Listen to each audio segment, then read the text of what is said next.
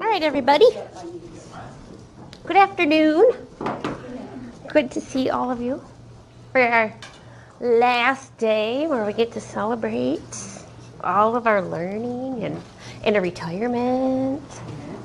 Oh, one day. Although we get to do this, but one day. Yeah. So just a reminder of why we're in the room together, to reflect on our learning in order to continue to improve our ability to empower students to own their learning, which we talked a lot about this morning, and just that our identity as learners really influences what happens for our learners. And these were all of the outcomes that we've worked throughout the year, examining our beliefs and the role feedback plays in our conceptions of learning, clarifying our desired state of our learning environments and how we might more intentionally leverage feedback as a tool for shaping those environments. And then we did some inquiry, planning, and experimenting with evidence-based feedback processes that will help moving us forward. We reflected on implementing and the impact of feedback processes by monitoring congruence of our beliefs and our actions. And today we get to celebrate student learning and our learning.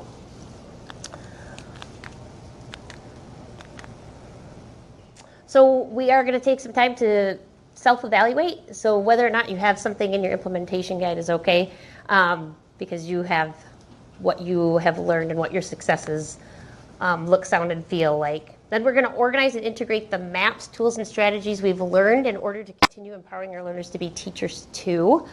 So you'll notice around the room is the thinking from our 4 sessions, and then we're going to categorize and kind of organize some of our thinking over here.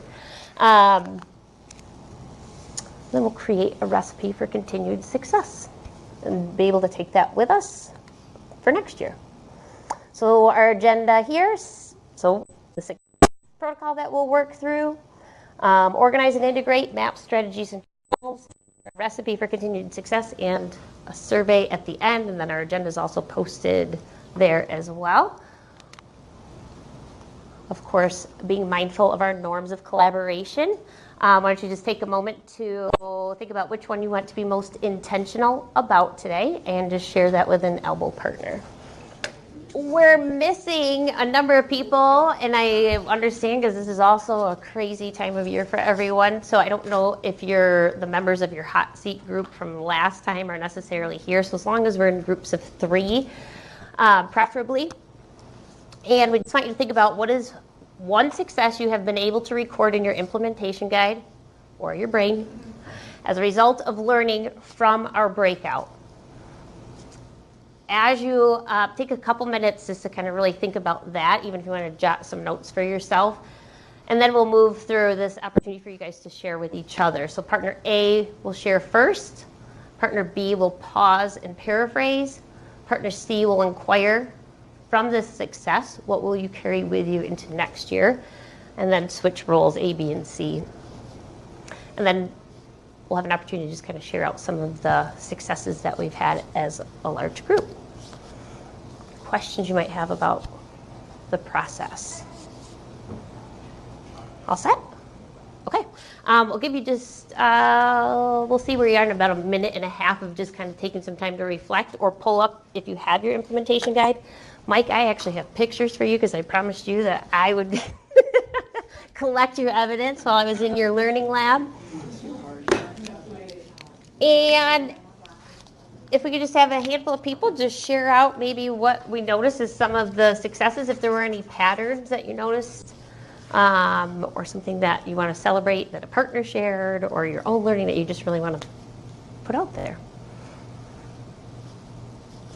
I will share what Mike shared, that not only was the feedback that he gave his students really valuable and would either help open the conversation or shut it down, he noticed that that his students were able to give feedback to each other that was not just judgment, praise, but really would help whatever they were doing grow.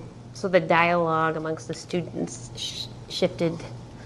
As we shift our thinking, that transfers into their language as well and how they develop as a community of learners too. Yeah, thank you. Transfer of formative feedback language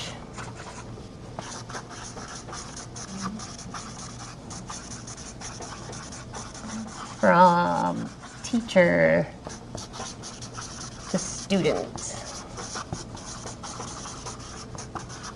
Thank you. I would think I'm just so much more mindful of that process-oriented feedback and questioning and just dialogue in general versus personal. And I felt like this session really tied into what we talked about this morning. Oh, yes. Could you say more about that? Yeah, we just building that community, that learner feeling part of whatever it is. I feel like that helps when you're not focused on your personal, you did that right or wrong, but the process itself and how can I help you?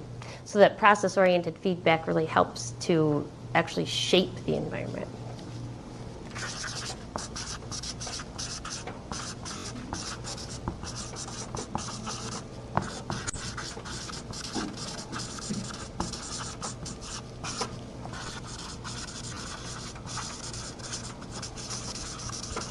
Thank you. How about one more?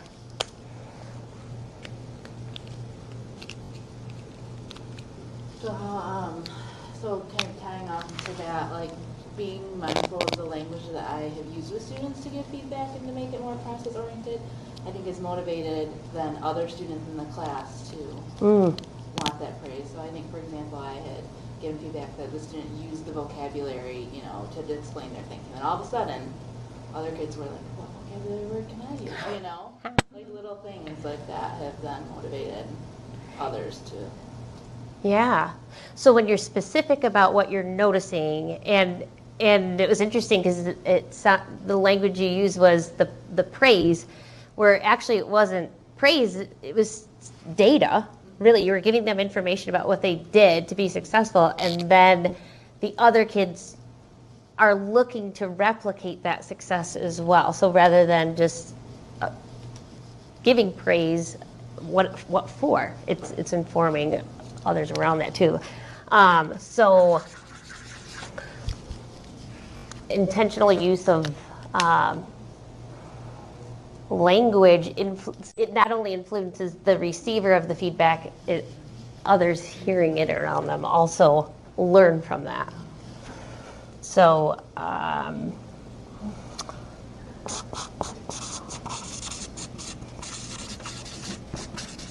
language for learning influences more than just the receiver of feedback, which connects right back to the shaping the environment and then the students acquiring that language too.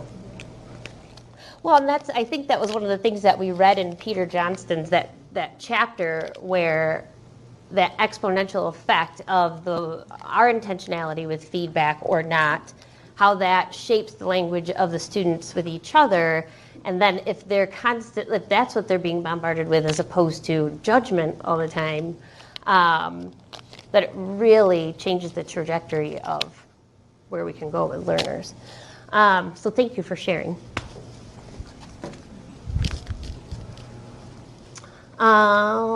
Okay, so this is way too many words on the slide, but I didn't want you to have to find it in your book. We read this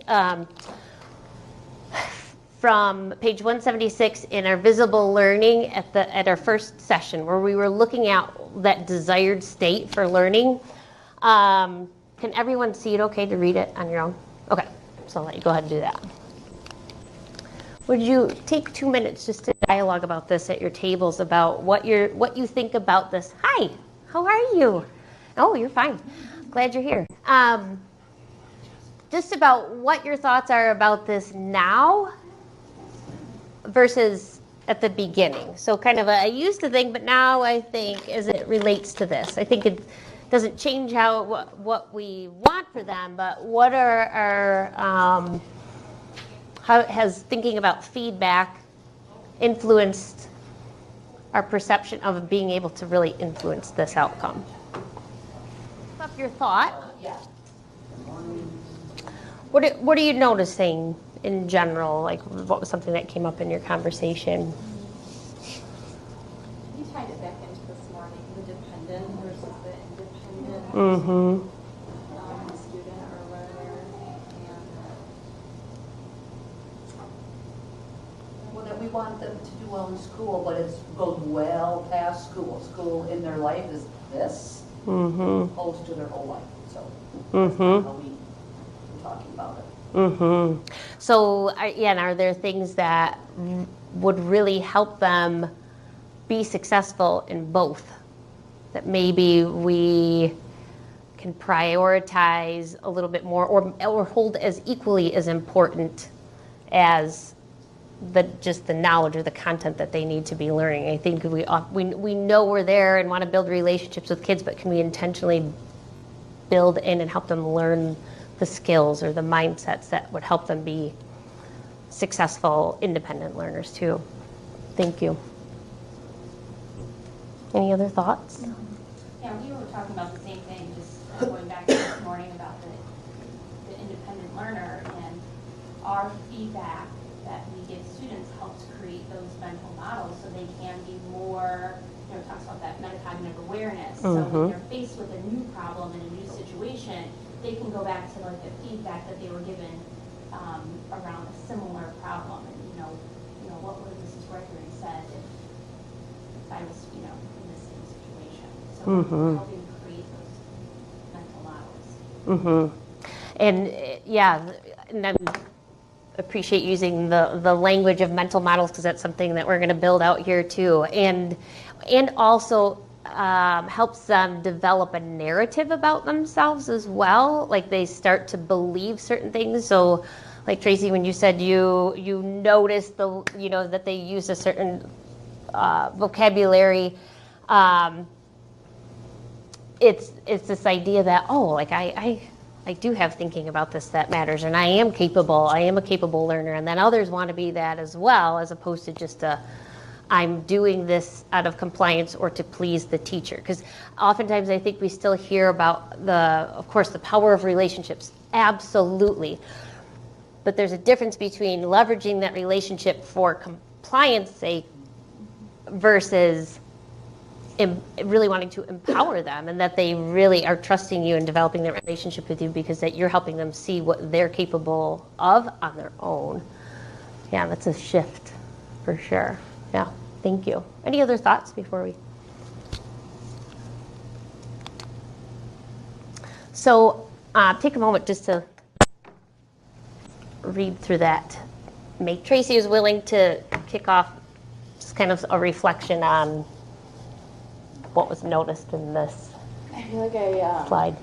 we read these like things and they're always very intriguing, and it makes me begin to question like everything I do. Like, well, gosh, why do I give grades on a test then if that's not effective? Or like, why am I giving my kids homework? Why am I taking the time to grade homework worksheets? And that kind of thing. And I have to think about like, well, what's the purpose? So why am I giving them, like, if they're not getting anything out of it, so what's the purpose of me doing that assignment? But I struggle with, well, we know they still need practice on something. So, balancing, I think finding that balancing point is tough sometimes. Somebody want to make a move on Tracy's thinking? We were saying something similar, so I'll add on to her thinking. Being very careful about what we're assigning, right? If there's not a purpose for it, then maybe don't do it. And then like we're talking about the tests that 7-page math tests that come with our resource, and going through that to give like real feedback would be like insanity. So instead, what's a good level of rigor one question that we can put out there, or what's 3 different ways that the kids could maybe demonstrate it that we could then respond to with real feedback as opposed to a number. Other thoughts? No?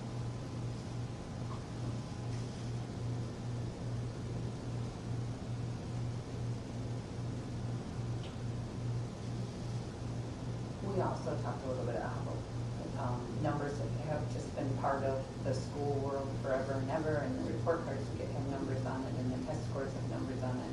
And some children look at that number and it means something, and then other. So it's not quite just as easy as eliminating a percentage and then continue teaching. It's just ingrained. It's ingrained in parents who expect some kind of feedback, who aren't in the educational world, who want something more than your child's doing great, even though they are. So it's Well, building on that too, I mean, when we're evaluated, they're given that number, you need to use 60% of your data, but I get it, because sometimes I feel like that, it's like, I really want to do more, what more can you do to raise these scores? Yeah, enough, but like she said, you're never gonna get away from it, but I see both ends, I definitely do, but it's kind of the corner we've been back into all of our life, and what Armageddon is going to stop these numbers. I think that's, after 31 years of education, that's what you feel, so, but I get it. 3 or a 4? What? Are you a 3 or a 4? Yeah, 3 or 4, 3 minus, plus minus, so. I can see, the group too. I imagine my 15-year-old Emma getting her test back in math, and it's a C-, and she can retake this test, mind you, but on the flip side, when she sees a C-, I don't know this stuff, I don't get this, whereas I'm wondering, because she would be eligible to retake that, I wonder what it might look like if she were to confer with the teacher and just look over the errors and the misconceptions, and then do the next study, not knowing that it was a C-, what that would look like for a kiddo like her. It would probably alter her thinking as a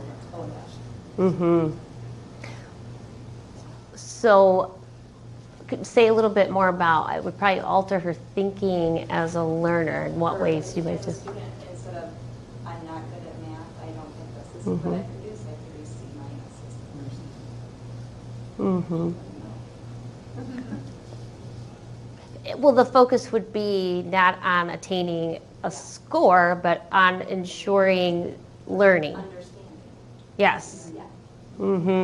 And that's, it seems like, well, of course we're focused on learning, like that's what we do. Inadvertently, a lot of the messages we send are not about learning, but are about, compliance and score attainment and checking the boxes, and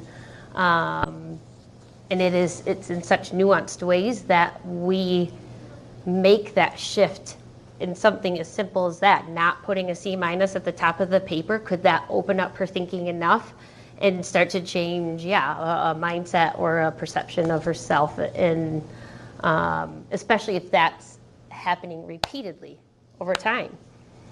And so that's where I kind of want to take the conversation next, is just to kind of reflect on some of the experiences that we've had throughout this year together, and kind of organize and integrate our thinking to think about how all this kind of fits together. Because this is it seems like such a minor thing to put a score or not. But when looking at this, it seems hugely significant. And it's the difference between, I think, too, as you were kind of describing, like some of you were talking about, this is part of the world we live in. There are numbers assigned to all sorts of things, including our own evaluations. And you even use the language, well, I'm a 3, or you as, are you a 3 or a 4, and how we identify. Even with book levels, this is a whole conversation, too. And that it's the damage that can do, potentially, when we identify that way, as opposed to really focusing on what the previous slide was talking about. Do I understand the processes and the strategies and the things that really help me be successful, and know how to leverage those throughout my learning process? So, okay, so this is we're going to talk a little bit just about maps, strategies, and tools. And I want to be explicit about what the difference is, because I think sometimes we're bombarded. In fact, Nick, I heard you say this in our district dialogue about there's so many things just like kind of piecemealing, like they're thrown at us that we're not entirely sure how to organize all that thinking. Even in here, there was a lot. And I think Tracy, in one of the sessions when we were doing this multi-flow map, even though it doesn't necessarily look like that, that was what was in my mind. Like all these things that impact our thinking, and then that influences what we say and do, which can then influence what students say and do. And you picked up on, there's like just a few key things that she keeps kind of saying, and even though it seems like there's so much, and there is, but it manifests itself in our words and actions. And that goes below the surface of what we see, which is part of what we looked at last time, is that difference between documenting or looking at assessing learning, assessing of learning, assessments for learning, or assessments as learning, and that's I'm losing my train of thought, so I'm gonna shift back to where I wanted to go with this. So with maps, they serve as mental models, which Liz, you alluded to earlier, frameworks or containers that guide our thinking and planning. They also could be considered metacognitive templates. So some of these are just three that came to mind right away that should be fairly familiar. Maybe not the gradual release of responsibility, but I know it's in our visible learning for mathematics if that's not something your district uses. But the DILTs, nested levels, and this NCTM framework for mathematical instruction, those are ways we can organize our thinking to make sure we're intentional about what processes we need to make sure the kids go through. And the reason I think this is important and why I'm taking the time to have us go through this is because the slide where it was talking about helping the kids be owners of their own learning, to be their own teachers, that means we have to have clarity about what processes we're using and why, and going below the surface, so that we're revealing to them how we're making decisions to help them have clarity about that. So I'm having us think about this together, about some of the processes we use, and then how does that translate into what we do in the classroom with kids? Because again, it's not just about the content then. What are all those decisions that we're making to create the conditions for learning so that they can take ownership? So the frameworks are one piece. And I'm going to, with the DILTs, nested levels, the way I kind of think about this is with the maps. When you think about where that might fit with DILTs, would that be identity, values and beliefs, capacity, or behaviors? Who, why, how, or what? What's your hunch about where that might fit? And I don't know if I know entirely for sure. There's sometimes where they can fit in multiple buckets, but what's your hunch about where those might fit?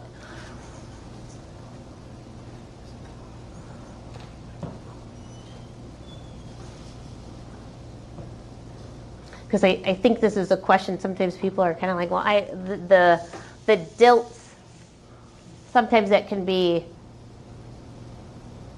confusing. Like, I don't know necessarily where some of these things fit. You could probably argue for different things, but the way I was organizing it also was how. Just this, how am I thinking about this and making different decisions? And the frameworks or the models help me remember to make different moves that I might otherwise not be intentional about. And when we're first learning it can feel really uncomfortable and not be entirely sure about how to move through each phase. But the more you think about it and that idea of moving from unconscious incompetence to conscious incompetence to conscious competence, and then hopefully to that unconscious competence where you no longer really have to think about it anymore. It's just how you operate. And so often, I think as teachers, we are doing it, we're operating in that state. But if we want to help kids really understand processes of learning, maybe there are some maps or frameworks that would help them to organize their thinking for learning. So the next one,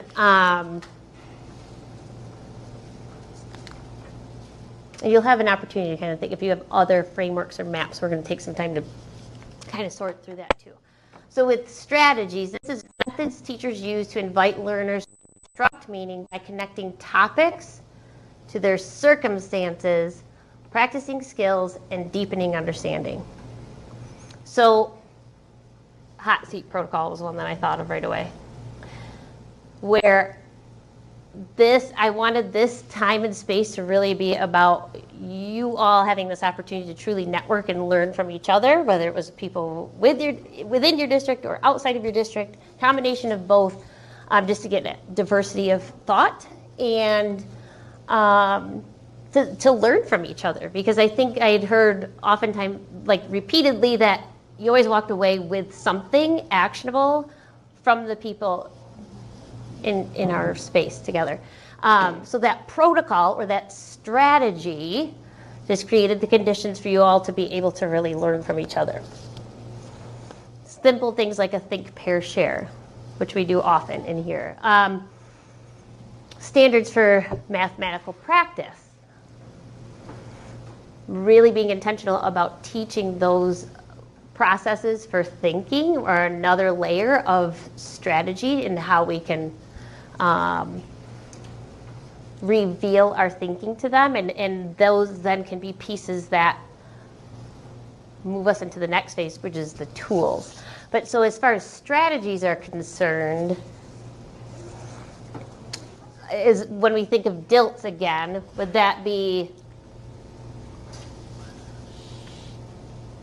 what level of DILT? Would that be a what, a how? Would it be a behavior? Is it a capacity, a how I think about something or how I do something? A value or belief? Or an identity?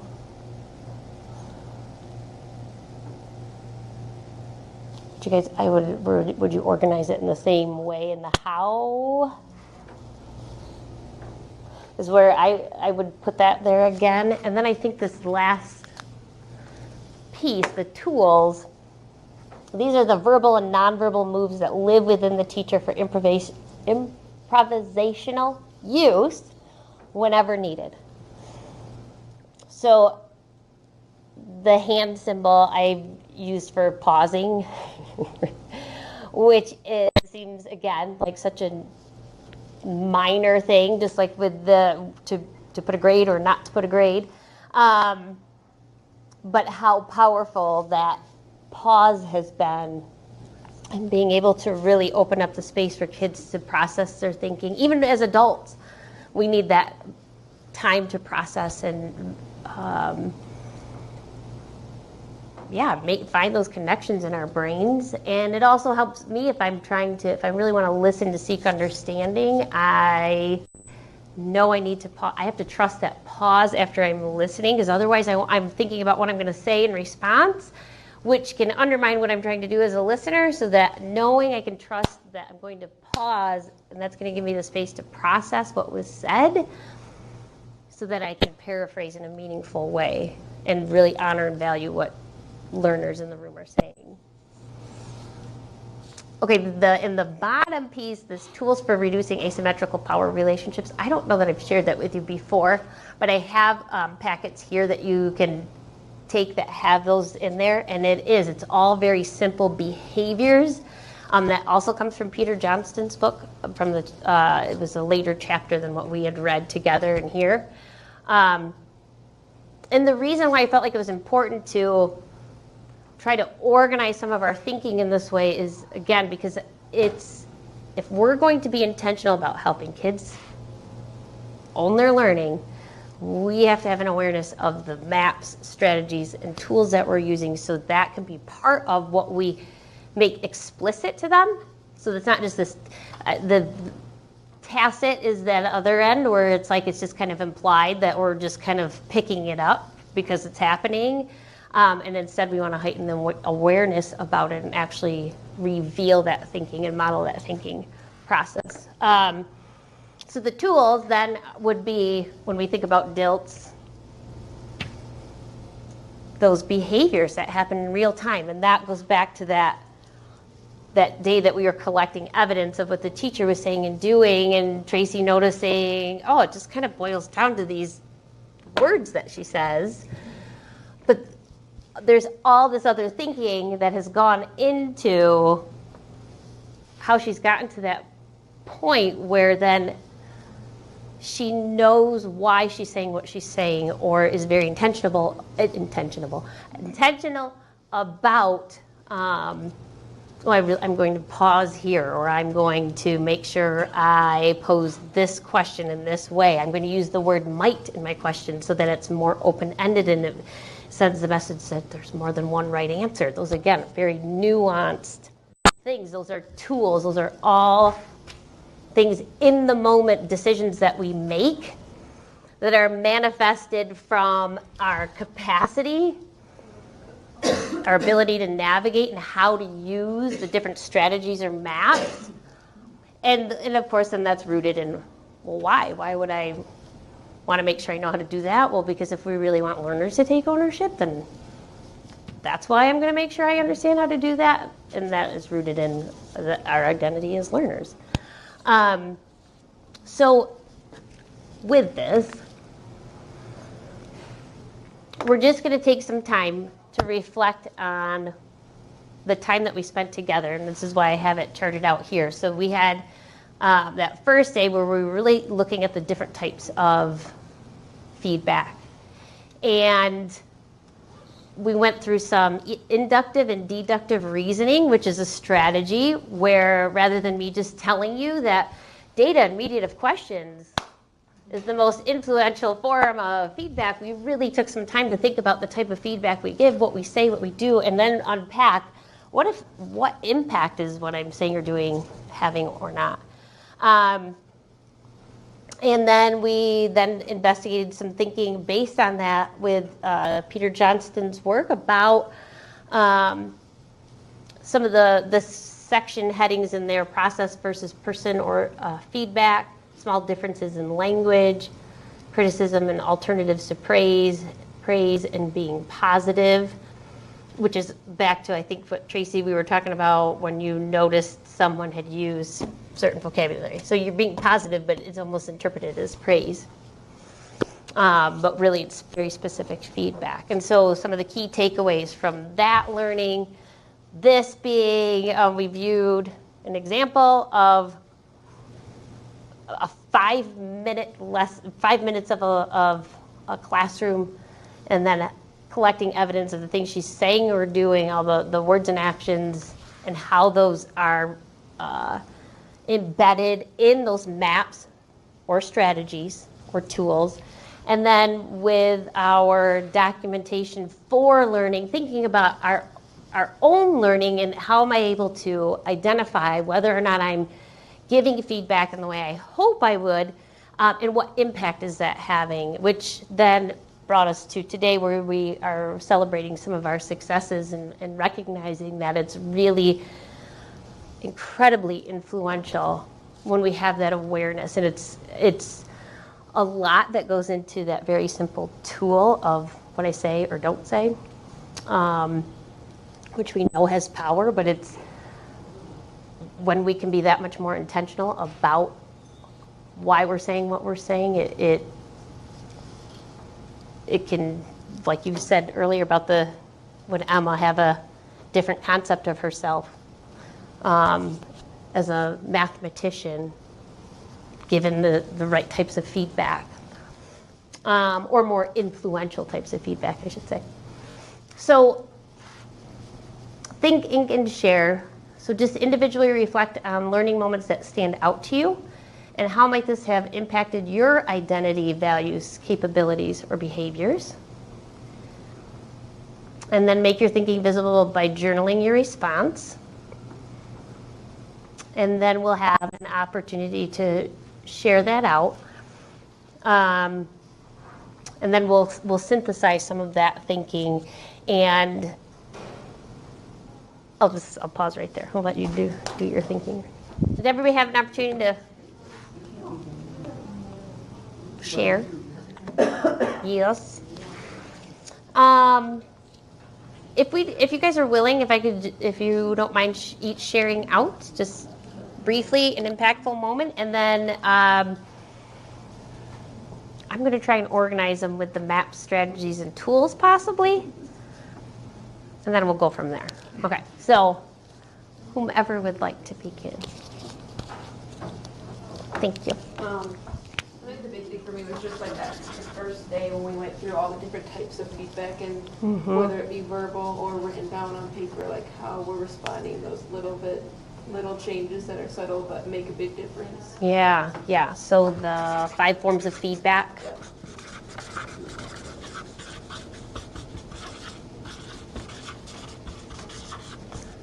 Written or verbal. Thank you. Oh man. I think mine was what we learned here really connected to what I did with Marcus in blended coaching, because I focused with him on the mediative questioning. So it was like feedback about feedback.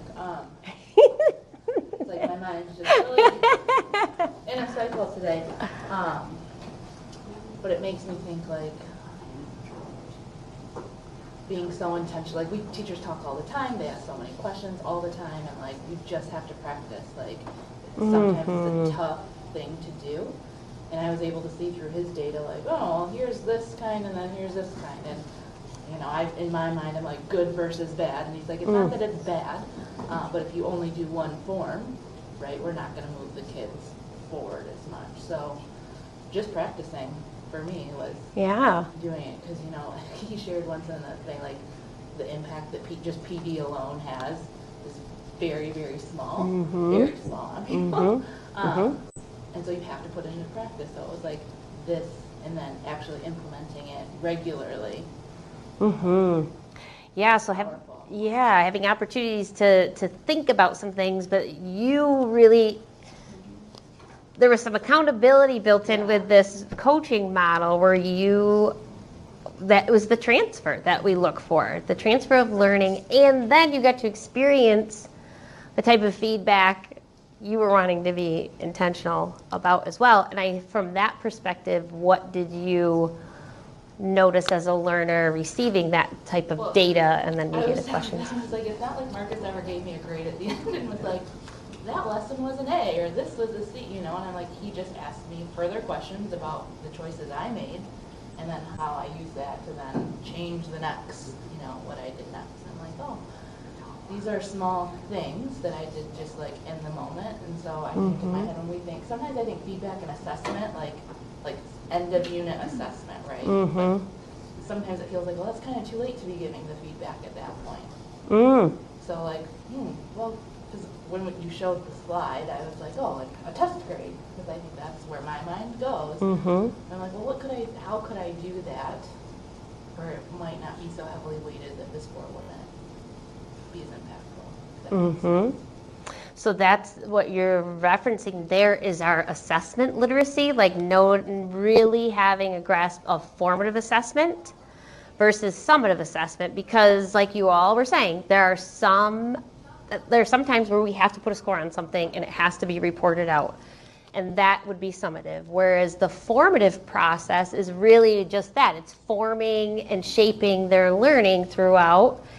And we have some tools that we're learning about how to really help them be part of that learning process using formative assessment processes and that formative feedback that we give.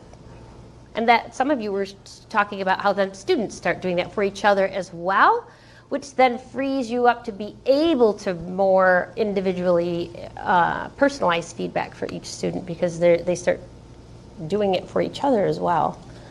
So, okay, so to think back to what you were saying as far as the professional learning opportunity in conjunction with the blended coaching, so you were being, Kind you of were, twofold, so yeah. like learning about the feedback, Yep. but then also being like a receiver Yeah. of feedback.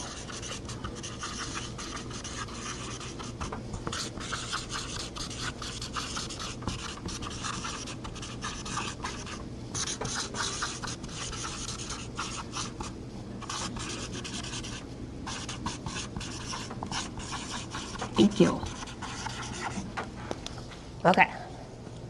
I was just saying mine's kind of like both of theirs because we both did learning coaching. But I also was really stuck on the 5 forms of feedback because I didn't really realize that I lived in the ABC for most of my teaching career. You know, like it's the way my teachers were and it's the way I learned. You know what I mean? I was influenced. That's the way I always was. So really trying to live more in the data and the median questions and talking about earlier how I've gotten better about mixing in when students are both right and wrong, asking them how they got that, or can you explain your thinking behind that, and trying to push them a little bit more. And just the fact that I think we spend so much time worried about the tasks we're doing in class, what curriculum we're covering, whatever. We don't even realize that the simple things that we say to people, you know, to our students, how much that can make more difference. Yeah. Or just as much as our curriculum decisions. Yeah, so it sounds like you were having an identity shift in the sense that, okay, my mental model for teaching and learning is what was, this is true for all of us, for what I experienced.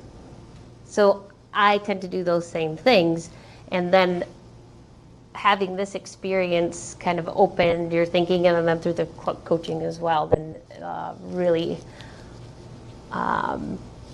created a new model that really opened your thinking to a different way to help create the environment that we want. Yeah.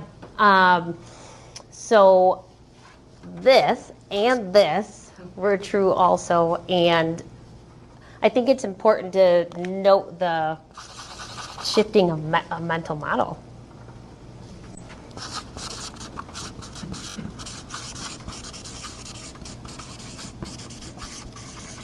From traditional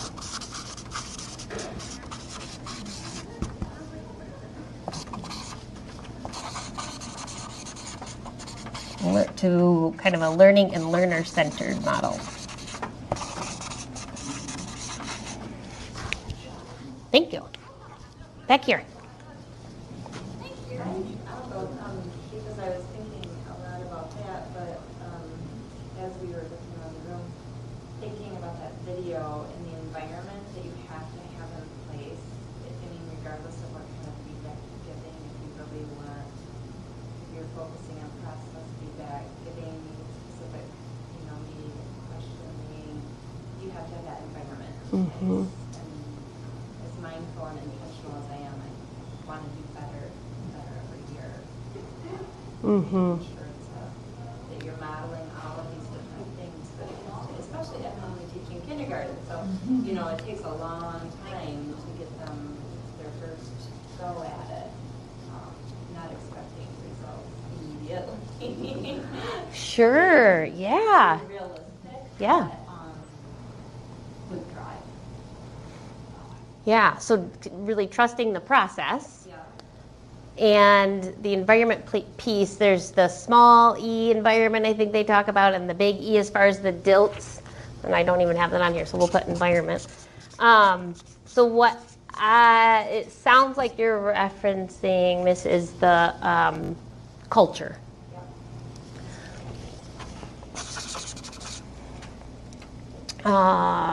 Intentional about creating culture.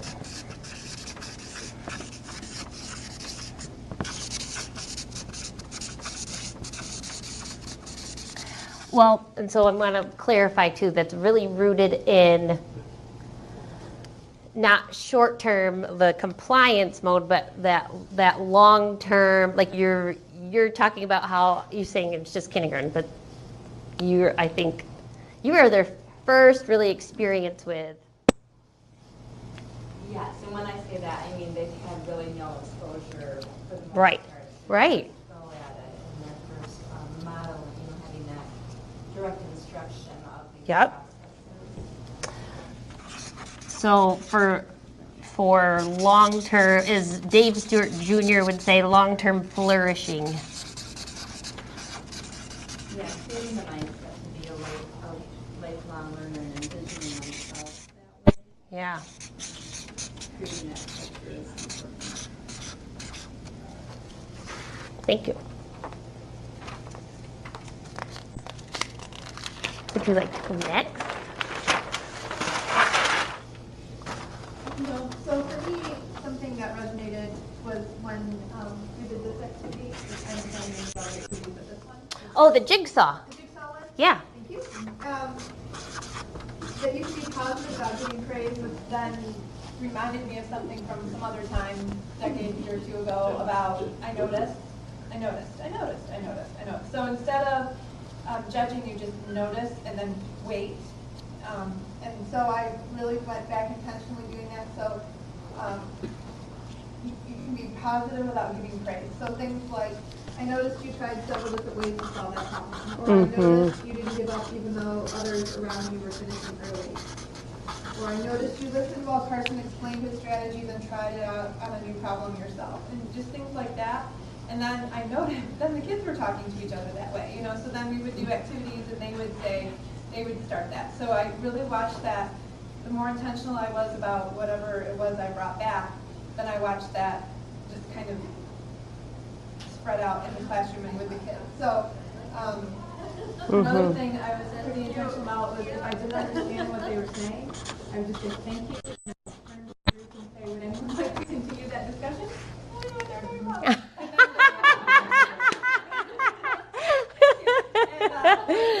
When Andrew was there, this was kind of one of those moments. There were people that he had brought in and they were watching. It was a number talk, and I just did not even. And so I just said thank you, and I turned to the group, and he was like, "That was fantastic." I said, "That was a save your butt moment for me because I had no idea what was going on." So I think just knowing that the things that we talked about here to take back and use with the kids, and they'll take those things with them as they have sixth grade and on. So. Thank you for that. And I didn't do that on purpose to thank you for sharing, because I have no idea what you just said. No, that's not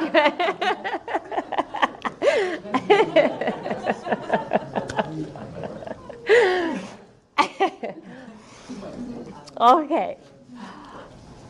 Thank you. I didn't really put anything down. I just know that, I can add on to the 2 or 3 people that I've heard. Doing, and this is, I do math talk and my kids are really good about it. But I would like to videotape myself more, especially like in the beginning when I'm making the classroom culture, just to make sure I'm setting the stage correctly. But some days I'll just say, "Oh, great job!" Then the walk off recess. I just catch myself sometimes. That was good. You know what I mean? I still know I mess up. I say that was good. Sometimes. I'm glad I'm not alone in making. So I am really trying to be intentional. Yeah. I do use a lot of the noticings and the thank yous. And can you add on to that? Like shared reading, my kids use those words. Oh, I noticed this. I'm still wondering if. And so I think if you bring it to them, it will resonate like she said through the classroom. It's just part of their vocabulary.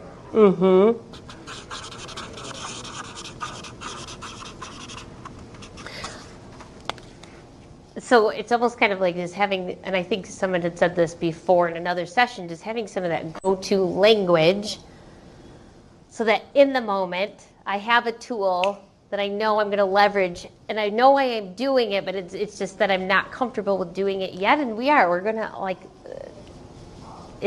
we're so patterned, so this is that disrupting the pattern of how we've typically responded, and heightening our awareness or consciousness about this is really creating a shift because the kid, then it really forces you to recognize how much what we say and do affects the kids, because so often it's easier to want to blame.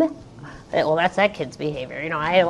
But it's eye-opening when we start to shift our language, and then we notice I'm picking it up on that. That was like when my son was 4, and I used to say, "Yeah, sure," all the time, and then I realized one day finally I realized that's what I say. Like, "Oh yeah, sure." I never say, "Oh yes, that would, yeah, sure, yeah, sure." And it's just eye-opening. Thank you for sharing.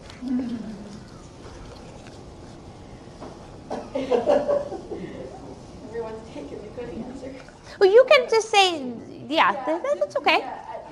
My consciousness about doing it is just more heightened than it's ever been. We always heard the word feedback, but now I'm understanding it at a deeper level. Like sometimes feedback, well, I think that negative, but how if we just shift that, you know. Yeah, so consciousness and a deeper understanding of feedback helps us see what a powerful tool it is. I was thinking about Melissa's, the experience. What if our report cards, used to be a while ago, how long ago, report cards used to have a letter, like developing or, and then all of a sudden there's this shift away for it, that there's a number to represent what that means. And I was thinking, what if we went back to that? I wonder what impact that would have on the conversation that when parents go home, look, here, we're still developing in this area, and said, oh, you got a 2. How come you didn't get a 4? And how that might shift that mindset. That could be one little thing we could do at school. It could help shift that around for parents at home. Yes, that's a shift to a mastery system or a competency-based system. That's you really just address what that is and why that is something that is being talked about more. Right. I think you're spot on. Thank you for that. Your group has dwindled. Oops. I think one of the things, and you spoke about it over here too, just you said I want to record myself, and so we talked about some of the feedback and also those teacher discourse moves. So through the blended coaching model this year, Rusty was able to kind of bring back some of the things that we were learning during our morning sessions into you're like, oh yes, okay, I remember to do those things too, and providing that feedback, the data, and how many times you're waiting or you're revoicing or having students revoice, and how that made you much more aware.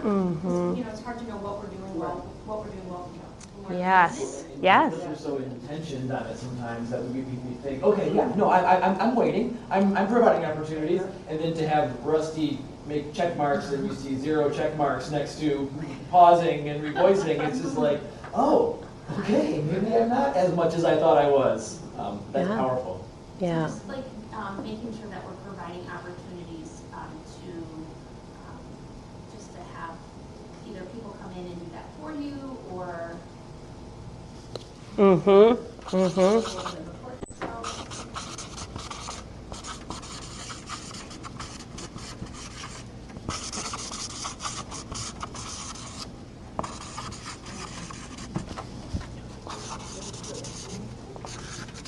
Anything else you want to add? You guys were kind of sharing collectively. Mike, did you have anything you wanted to add? I would just add the power of the pausing. Like when someone tell you to thank you, but you didn't really hear them. I heard it. I just don't understand what the heck you were saying. Someone posed a question, and I really didn't know how I was going to answer it. So I just sat there for a second, and I was just thinking, and then another student just chimed in and answered it better than I was going to. So. That's straight from heaven. Yep. Exactly. Right. I paid him afterwards. Right?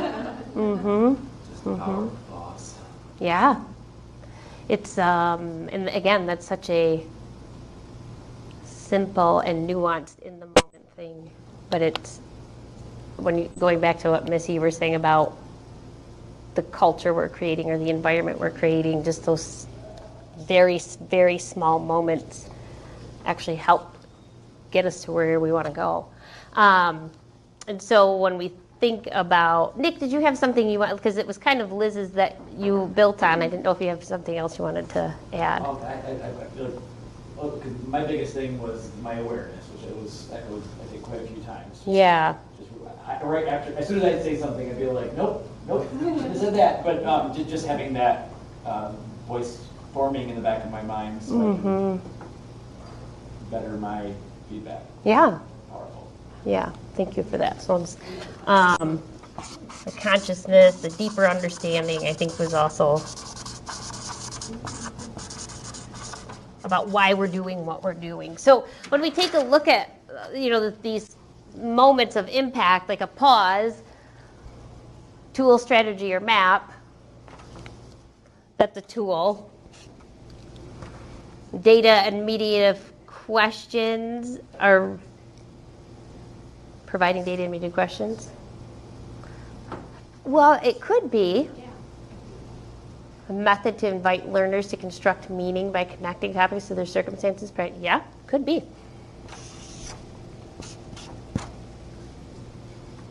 That level of consciousness or deeper understanding. I guess I almost think that reference is almost getting at values and beliefs. Like it's all like your consciousness is heightened because you all of a sudden it's like, I know this is important and it's important to me because I know I really want these different outcomes for kids. That definitely heightens our consciousness when we know if there's our words and actions are out of alignment with what we value and believe. That just really causes this whoa moment for us. And so these sentence stems, I noticed, thank you. And what I was thinking about this too, think about when we teach your discourse moves and giving students stems, like how much that was necessary for us in those moments when we're not accustomed to it. So think again about how important it is to provide those for students and knowing how to enter into conversations or what move to make more intentionally. The jigsaw that was a reference would be a strategy. Yeah.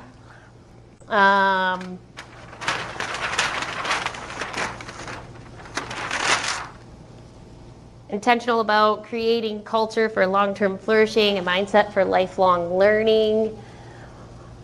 Well, obviously that really lives in this, it is environment, but that is rooted in your values and beliefs because you know what an impact it has. So it's kind of what improvisational moves. That's because that was some of the things that you were talking about, just the language that's used. And I think being intentional about having strategies or structures like a jigsaw where kids can intentionally make meaning together. And that's rooted in, do we value collaboration and use maps in our planning where I know that a collaborative phase in the learning is going to really help gradually release them to owning more of their learning. But yeah, so then the 5 forms of feedback, I'm going to just kind of jump up there because I know that was one that was referenced a lot, but that idea that we kind of categorized or organized them differently, that would really kind of be a map. And then Liz, you referenced the data and mediative questions maybe as a strategy, but I also feel like that could also live in tools. It's those, what do I do in the moment? But it's going back to what am I being intentional about to create the conditions so that I'm able to give more process-oriented feedback, because that was what we realized, that it was like, oh, this was an entry point into a lot more thinking and learning I have to do to get to that space where I can give that. So let's see, we've got about just a few more minutes. What I really want to connect this to is this idea that when we think about leadership,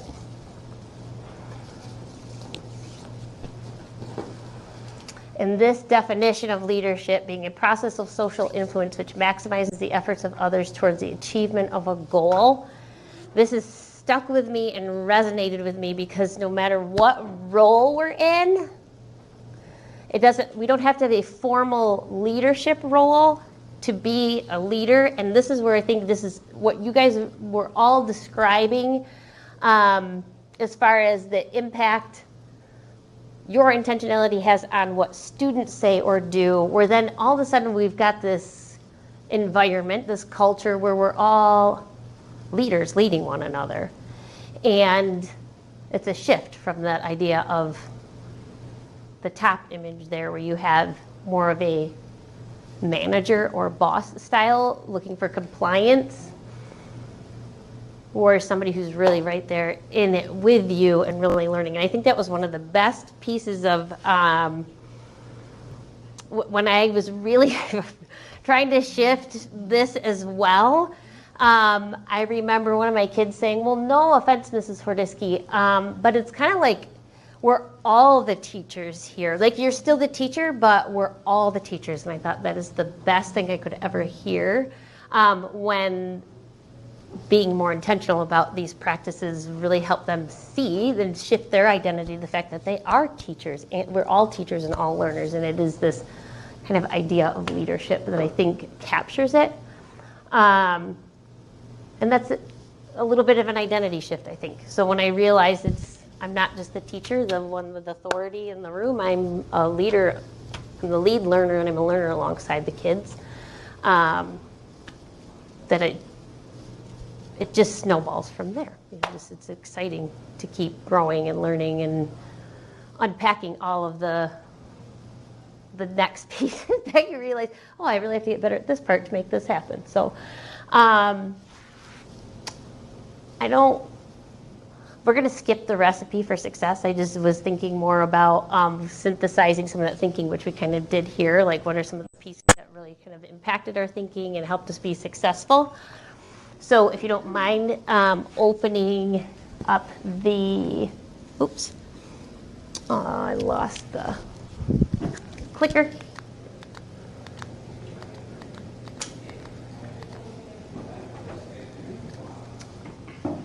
The bit.ly there, if you don't mind sharing your feedback. And one of the things I have to share, one of the things I struggled with was that in Google Classroom, I felt like I had a feedback session. I really should be giving feedback in the implementation guide, but the reality was I really didn't have the time or the space to do that, which is why the hot seat protocol became part of that opportunity to get feedback from each other, which is the power in creating those cultures with our students too, because the same thing is true for you as the teacher with the kids.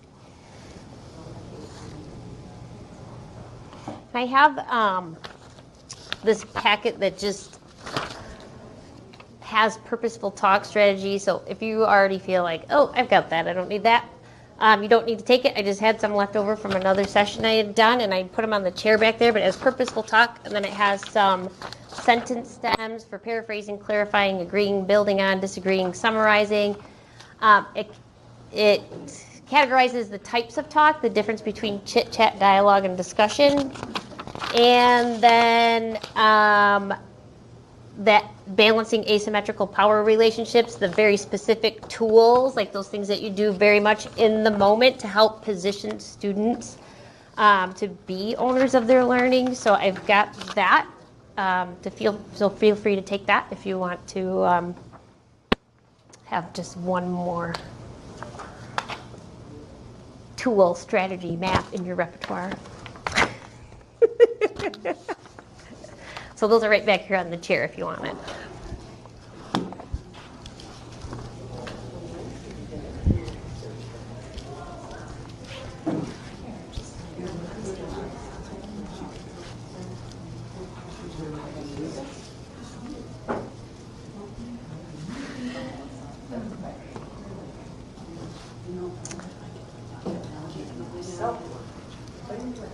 And thank you, all of you. I so enjoyed our time together. It was really pushed on my thinking in a number of ways, getting to learn with you, and so I really appreciate you showing up and being with me.